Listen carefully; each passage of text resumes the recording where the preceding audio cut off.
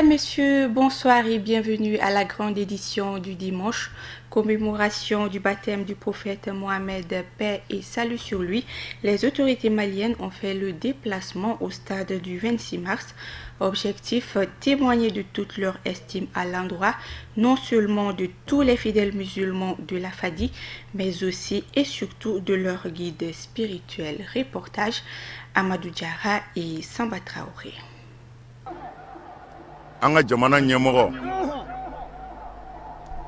no yanga président de la République Ibrahim Boubacar Keïta à Faralanka.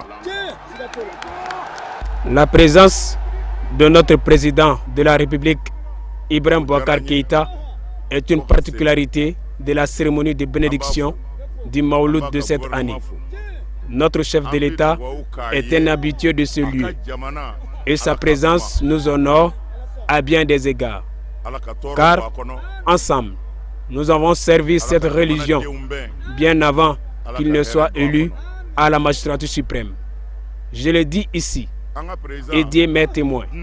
Je reste fidèle à moi-même et vous m'avez toujours reconnu cette qualité. Pour preuve, nous l'avons sollicité à un moment crucial de la vie de notre religion, où il était le président de l'Assemblée nationale du Mali. Il n'a pas hésité un seul instant à nous l'accorder, en nous affirmant qu'il se mettra toujours au service de Dieu.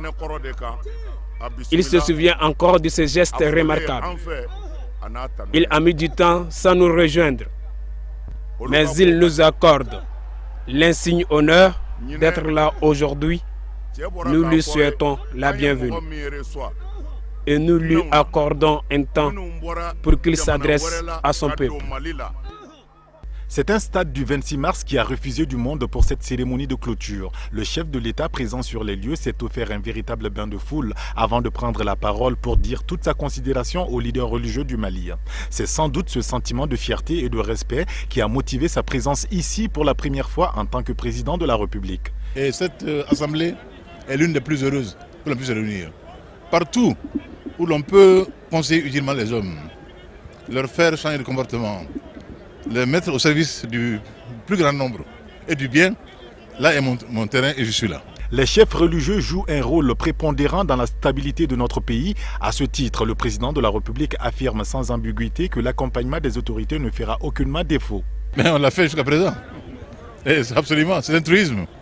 Je viens de le dire. Le shérif a eu cette idée-là. Il a vu ses congénères. Ils se sont mis d'accord pour une tournée en Europe en un temps où ce n'était pas facile, où tout avait été dit, mais pas un tout heureux. Ils ont rétabli la vérité. Cette vérité aujourd'hui a triomphé. Le Mali a réussi, à travers bien des embûches, à signer un accord pour la paix et la réconciliation. Il s'agit de l'appliquer, de le faire admettre d'abord. Là aussi, ils ont joué un rôle prépondérant pour que notre peuple, partout où il est, admette cet accord pour la paix et la réconciliation. C'est pas évident, hein? Les chefs religieux ont joué un rôle là où certains politiques n'ont pas voulu jouer ce rôle-là. Ils ont été, de ce point de vue, des patriotes, des Maliens. Je dois le dire aussi aujourd'hui. Nous sommes fiers et heureux de leur travail.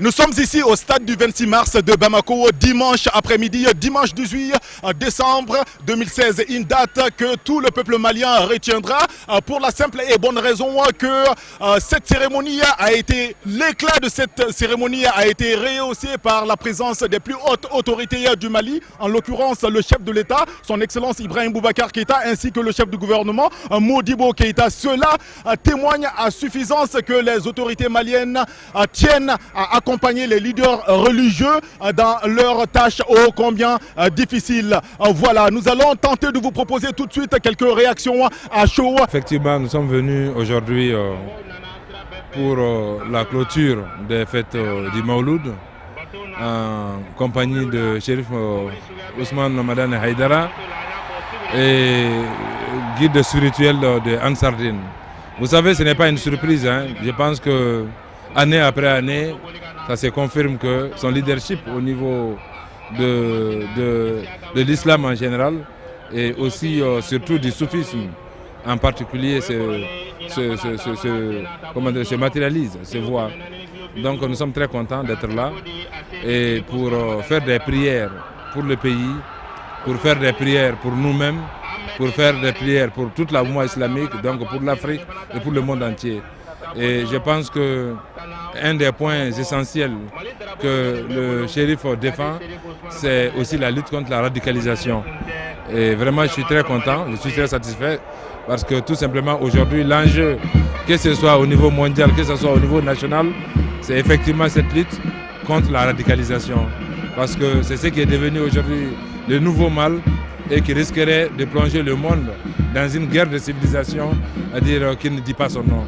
Donc voilà pourquoi nous soutenons toute tendance allant dans le sens de l'islamisme, de l'islam. Je dirais que c'est vraiment un événement d'une importance capitale qui démontre surtout une chose, que l'islam n'a pas besoin de bombes et de mitraillettes pour s'imposer, parce que tout ce monde est venu volontairement, à pied, en voiture, en moto, de tous les pays du monde, de tous les coins du Mali, juste parce qu'ils veulent démontrer leur foi en Dieu. Et cette démonstration est une démonstration pacifique, mais dans une communion totale les uns avec les autres, dans le partage vraiment de la conviction, j'allais dire, de célébrer Dieu. Voilà. Un sentiment de grande fierté de voir une cohésion parfaite entre la Oumma islamique d'une part, mais cette communauté religieuse musulmane avec les autres communautés pour célébrer aujourd'hui le baptême du prophète Mohammed, paix et salut sur lui. Et voir aussi que derrière cette cohésion, c'est aussi l'expression d'une volonté et d'un engagement très fort justement de la part de religieux pour participer au développement de ce pays. Ce pays est un pays laïque, mais c'est un pays laïque qui ne peut pas aller sans les religions. Et ce pays a une chance énorme d'avoir plusieurs religions qui cohabitent les unes après les autres, les unes à côté des autres, et qui aujourd'hui participent égalitairement à tout ce qui concerne des questions nationales, des questions de portée nationale. Ce pays a été disloqué, ce pays a été perturbé pendant très longtemps, ce pays a été désorganisé. Grâce à la participation des leaders religieux, des chefs religieux et des guides religieux, nous sommes arrivés aujourd'hui à porter la parole du Mali, en dehors du Mali, à l'intérieur du Mali, pour que cette paix et cette cohésion reviennent. C'est aussi le fruit justement de l'accord qui a été signé à Alger, qui permet aujourd'hui de reprendre le processus politique dans notre pays. Et déjà les autorités intérimaires ont été installées, des élections municipales ont été menées et aujourd'hui le processus est en cours grâce en grande partie aux leaders religieux. Et c'est l'occasion au nom du gouvernement de les saluer et de dire toute ma fierté d'être là, d'assurer l'intérim donc du ministre Thierno Assi Diallo et de prendre conscience que cette communauté musulmane existe et existe bel et bien dans notre pays. La presse nationale était au rendez-vous lors de la traditionnelle conférence de presse du guide spirituel des Ansar, regroupant les leaders religieux du GLSM. La rencontre s'est tenue ce mardi 20 décembre au domicile de Seydi Chérif Ousmane Madan Aïdara, 6 à Bangoni, Djanginebougou. Faire le point du Mawlud de 2016, les questions touchant la vie de la nation, tels sont entre autres points abordés lors de la conférence de presse qui a réuni les hommes de médias autour du président du groupement des leaders spirituels musulmans du Mali, Seydi Chérif Ousmane Madan Aïdara, guide spirituel des Ansar. Cette année, le Mawlud avait pour thème « Le prophète Mohammed, paix et salut sur lui, est un exemple pour l'humanité. Tu as vraiment un excellent comportement. » Les presses parlaient, écrites et audiovisuelles pour tirer les conclusions de la semaine des Mawlud. Le Mawlud au Mali, depuis l'indépendance, est devenu une fête nationale parce que c'est chômé et payé et ça a été voté depuis le temps de Alassane Maman Haïdara, le premier président de l'Assemblée nationale pendant la première république du Mali. Donc aujourd'hui, nous sommes très fiers de notre guide spirituel, Chérif Ousmane Madan Aïdara, parce qu'il est devenu un repère pour l'islam authentique. On a fêté les Mawlud et on a dédié les Mawlud de cette année pour le changement de comportement. le côté moral du prophète sallallahu alayhi wa sallam. Parce que le prophète était un exemple pour l'humanité, parce que l'islam est universel. Selon certains participants à ce traditionnel point de presse, le guide spirituel des Ansar doit servir de modèle, de prédicateur pour un monde apaisé. J'apprécie très fortement à la fois la façon dont c'est organisé et la qualité de parole de chaque intervenant. La plupart des questions qui ont été posées étaient vraiment très pertinentes. J'inclus pas nécessairement la mienne.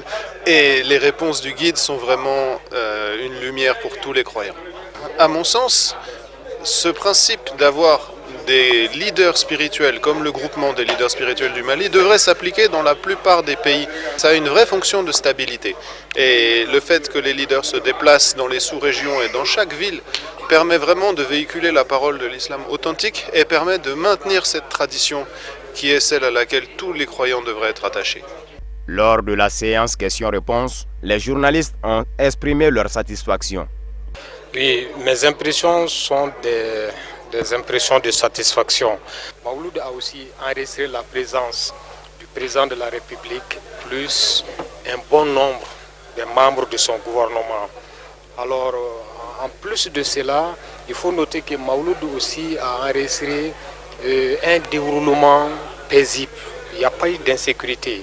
On constate que chaque année, de plus en plus, Haïdara enregistre un nombre aussi important, de façon grandissante, des gens qui viennent fêter le Mawlud chez lui, ici au Mali. Ça, c'est un phénomène qu'il est bon de noter et de saluer. D'abord, je vous remercie. Je remercie aussi le président de la République. Il a fait un déplacement pour aller au stade hier. Et puis il a chômé aussi lundi, vraiment à cause des Mawlud. On vous remercie aussi, en remerciant aussi le bon Dieu, parce qu'il a terminé ces Mawlud-là vraiment sans accident. Bon, on remercie tout le monde et on dit bonne année, bonne santé. À la question des journalistes sur le sujet de l'abandon des poursuites judiciaires engagées contre l'ancien président Amadou Toumani Touré, voté récemment par les députés, le guide spirituel des Ansar a salué l'initiative au nom de la réconciliation nationale. Cette conférence de presse, qui est à sa 6e édition, permet à l'opinion nationale et internationale d'appréhender la vision du groupement des leaders spirituels musulmans du Mali dans sa démarche pour un islam authentique et tolérant dans un monde apaisé d'une part, et sa lutte contre le radicalisme religieux qui de nos jours fait de cette religion de paix et d'amour une religion de haine. Vivement l'édition prochaine. Le ministre en charge des Affaires étrangères et son homologue des Maliens de l'extérieur ont co-animé une conférence de presse lundi. Objectif, démentir la signature de l'accord de réadmission des migrants maliens entre notre pays et l'UE. Cette conférence de presse a permis aux deux ministres maliens de démentir catégoriquement tout accord de réadmission des déboutés du droit d'asile des migrants maliens avec l'Union européenne à la suite d'une déclaration controversée de la diplomatie néerlandaise qui avait dû clarifier ses propos. L'Union européenne, dans ce cadre, est un des partenaires du Mali dans le cadre de ce dialogue sur la migration. Mais je vais être très clair pour commencer. Très clair parce que pour dire que même si l'Union européenne est un partenaire du Mali, le Mali n'entend pas monnayer sa coopération. Le Mali n'entend pas monnayer sa dignité. Le Mali entend encore moins monnayer le sort de nos compatriotes ici et à l'étranger pour des besoins mercantiles ou des besoins de développement. C'est dans ce contexte que nous avons appris le 11 décembre par voie de presse que le Mali a signé un accord de réadmission de nos compatriotes avec l'Union européenne. Ce qui fut une surprise totale. Totale en ce sens que le chef de l'État, le Premier ministre, nous-mêmes, l'ensemble du gouvernement ont appris par la voie d'une presse internationale que notre pays s'est engagé dans cette voie. En effet, le ministre néerlandais des Affaires étrangères avait fait état de la conclusion d'un accord entre l'Union européenne et le Mali sur le retour des demandeurs d'asile refusés lors d'une visite du chef de la diplomatie des Pays-Bas, M. Bert Koenders, à Bamako le 11 décembre dernier. Mais l'objet de la visite déjà n'était pas de venir signer un accord à Bamako. Et vous savez que pour signer déjà un accord, il faut le négocier. Nous pensons par plusieurs phases jusqu'à arriver à la phase de signature qui est une phase ultime où toutes les autorités compétentes auraient été saisies, auraient donné leur accord. Donc c'est quelque chose qui est préparé.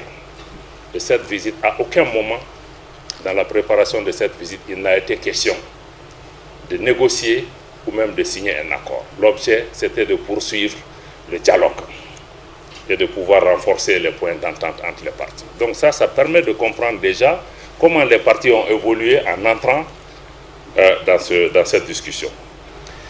Le 15 décembre, parce que nous avons attendu quelques jours pour voir comment la situation va évoluer, le 15 décembre, voyant les mois que cela a créé et la confusion que cela a créé au Mali et au sein de nos communautés vivant à l'étranger, nous avons publié un communiqué exigeant de l'Union européenne et des Pays-Bas un démenti officiel. Les diplomates de ces pays ont été contactés pour pouvoir fournir ça, parce que la question est partie de là. Et ils doivent pouvoir contribuer, parce que nous sommes des partenaires. Il faut établir les choses, parce qu'on ne peut pas se surprendre entre partenaires. Donc les choses doivent être absolument claires. Le ministre malien des Affaires étrangères avait vigoureusement démenti le lendemain en renvoyant au communiqué conjoint publié au terme de la rencontre, en soulignant que dans ce texte, nulle part il n'a été question de signature d'un quelconque accord qui permettrait d'expulser nos compatriotes en situation irrégulière en Europe. Le ministère des Affaires étrangères, sous mon autorité, a aussitôt immédiatement diffusé un démenti. Un démenti qui a été superbement ignoré par la presse internationale. Merci à la presse malienne qui s'en est fait l'écho. Heureusement qu'elle était là au moins. Donc, que s'est-il vraiment passé pendant cette visite du ministre des Affaires étrangères des Pays-Bas? Cette visite, il faut le rappeler, se situe dans le cadre d'un dialogue de haut niveau entre l'Union européenne et les pays africains, surtout à la suite du sommet de la Valette, qui est le premier sommet qui a réuni les chefs d'État africains avec les chefs d'État européens pour trouver ensemble des solutions à la problématique de la migration. Et quand cela a été fait, sur la base vraiment que nous avons demandé ce démenti, parce que pour nous, encore une fois, aucun accord n'a été signé.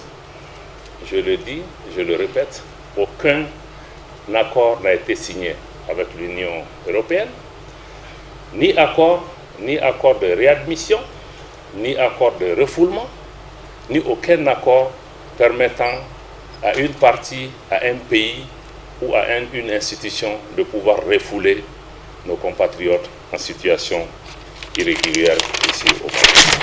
Que dans ce débat sur la migration, ce n'est pas un débat théorique pour moi. Je suis fils de migrant. Je suis né moi-même migrant. Selon le ministre Diop, ce document n'a pas de valeur juridique d'un accord, a-t-il précisé au sujet du communiqué conjoint du 11 décembre, qui évoque succinctement l'accompagnement des retours d'Europe des personnes en situation irrégulière sur la base des procédures standards conclues entre les deux parties tout en respectant leurs obligations mutuelles. De son côté, le ministre Abdraman Sylla a assuré qu'un tel accord ne sera jamais signé par le Mali. Le Mali ne se laissera pas faire, a-t-il conclu.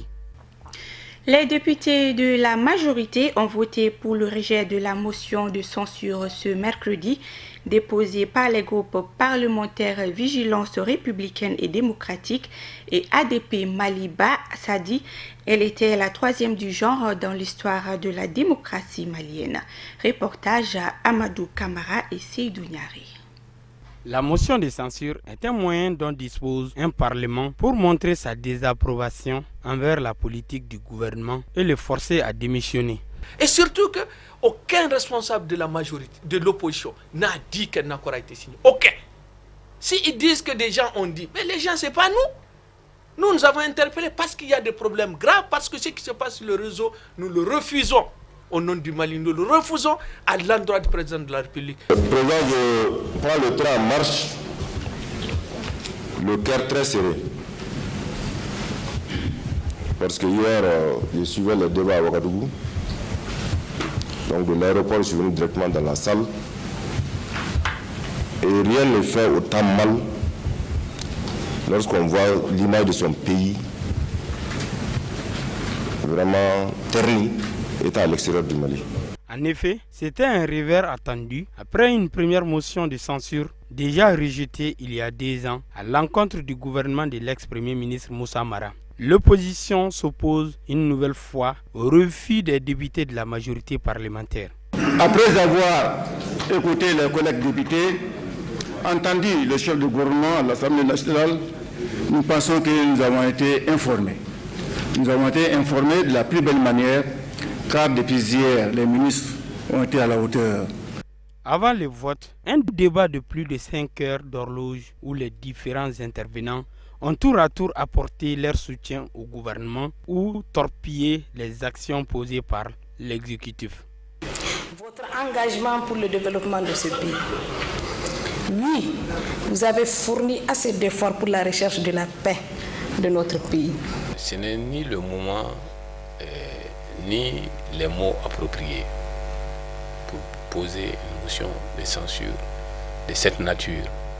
Le Mali n'a pas besoin de ça maintenant. Ça, c'est par rapport à la forme même. Mais par rapport au fond, j'ose croire que l'opposition, sur la base des rumeurs infondées, s'est appropriée de ce qu'on est en train de dire sur les réseaux sociaux. Aucun papier n'est écrit, n'est signé. Seulement signé quand un Malien signé. Rien n'est signé pour amener aucun Malien. Donc merci. Mais quant à la sécurité, vous avez parlé de la dotation. J'ai honte. Comment nous pouvons doter les forces de sécurité? Vous avez refusé qu'on les dote.